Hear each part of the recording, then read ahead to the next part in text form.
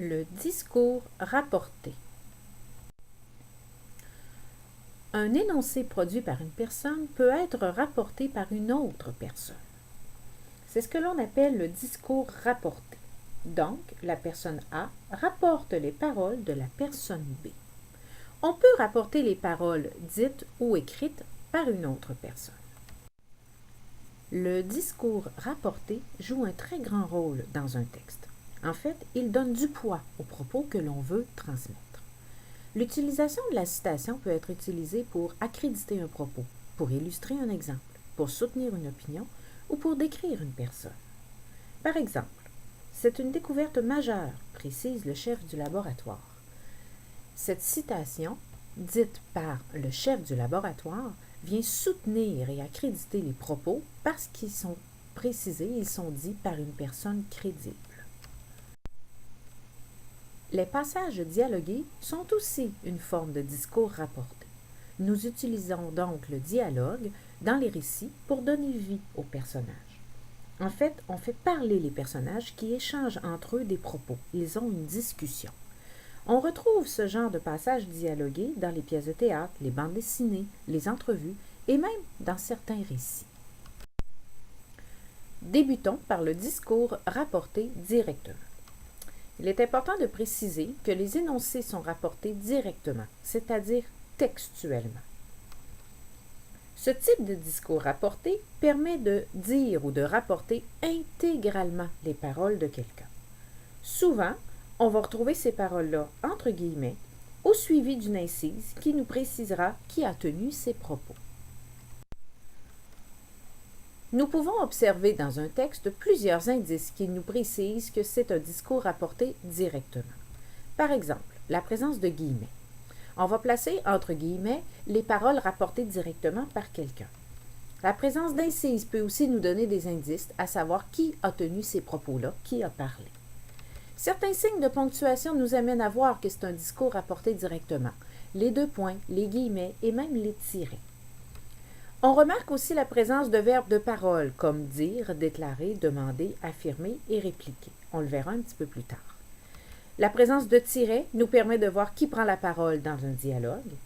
Et finalement, la présence de pronoms à la première personne du singulier ou du pluriel comme le je, le moi, le nous, qui nous indique que la personne parle directement. Voyons les exemples suivants. Je suis en accord avec tes propos, précise le jeune garçon. Dans cette phrase, le verbe de parole se trouve à la fin de la phrase rapportée. Ma mère me demanda « Viens me voir après ton travail ». Ici, le verbe de parole est placé avant l'énoncé rapporté. Finalement, moi, affirmant le client, j'attendrai. Ici, le verbe de parole se trouve au milieu des propos rapportés. Voyons quelques exemples de marques de modalité d'un discours direct. Les phrases incises. Nous vous aiderons, dit avec calme le professeur. L'incise, dit avec calme le professeur, est introduite par un verbe de parole, dire, et précise le ton, avec calme, et qui prenait la parole, le professeur. Ici, le verbe de parole, on verra bien s'écria la petite fille, le verbe de parole, s'écrier, et on dit qui prend la parole, la petite fille. Le dernier exemple, les marques typographiques. On remarque ici dans le dialogue qu'il y a un changement de police de caractère de typographie.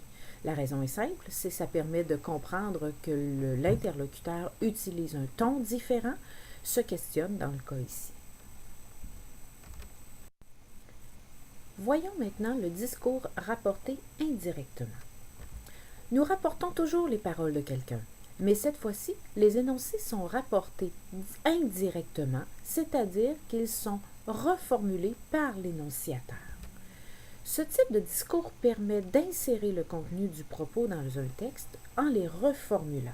Donc, on reformule dans nos mots ce qui a été dit par une autre personne. Comme c'est le cas dans le discours rapporté directement, nous retrouvons aussi la présence de verbes de parole dans le discours rapporté indirectement. Dans plusieurs cas, l'énonciateur est le sujet du verbe de parole. Aussi, l'énoncé rapporté prend souvent la forme d'une subordonnée complément du verbe de parole. C'est ce que nous verrons dans les exemples suivants. Voyons les exemples. Mon frère précise qu'il est toujours disponible pour ses amis. L'énonciateur, mon frère, est le sujet du verbe de parole précisé. Un subordonnat, le qui dans ce cas-là, introduit la subordonnée complément du verbe. Deuxième exemple. Mon frère affirme être toujours disponible pour ses amis. L'énonciateur, mon frère, est le sujet du verbe de parole affirme. Et cette fois-ci, c'est un groupe infinitif qui rapporte les paroles de l'énonciateur. Dans le dernier exemple, mon frère prononça des paroles rassurantes. L'énonciateur est toujours le sujet du verbe de parole prononcé, mais cette fois-ci, c'est un groupe du nom qui rapporte les paroles de l'énonciateur.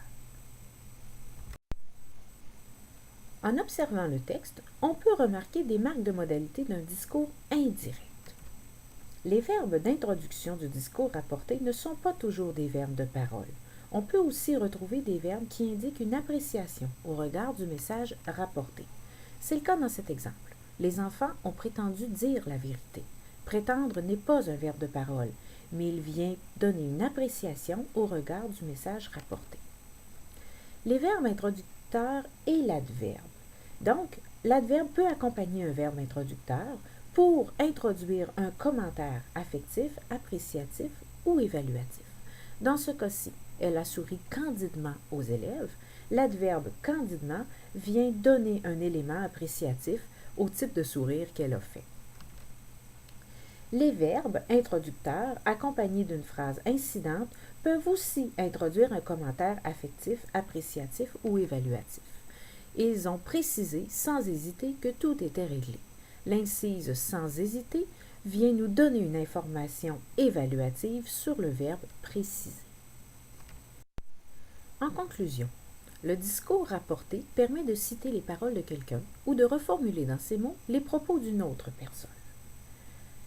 Le discours rapporté directement nous permet de justement rapporter intégralement les paroles de l'énonciateur à l'aide de guillemets ou de tirets. Le discours indirect, quant à lui, permet de reformuler dans ses propres mots les propos de l'énonciateur en utilisant les verbes de parole. Peu importe le type de discours rapporté utilisé, il devient un outil intéressant et très pertinent pour donner de la crédibilité à un texte explicatif ou pour rendre vivants les personnages d'un texte narratif. Au revoir et à la prochaine!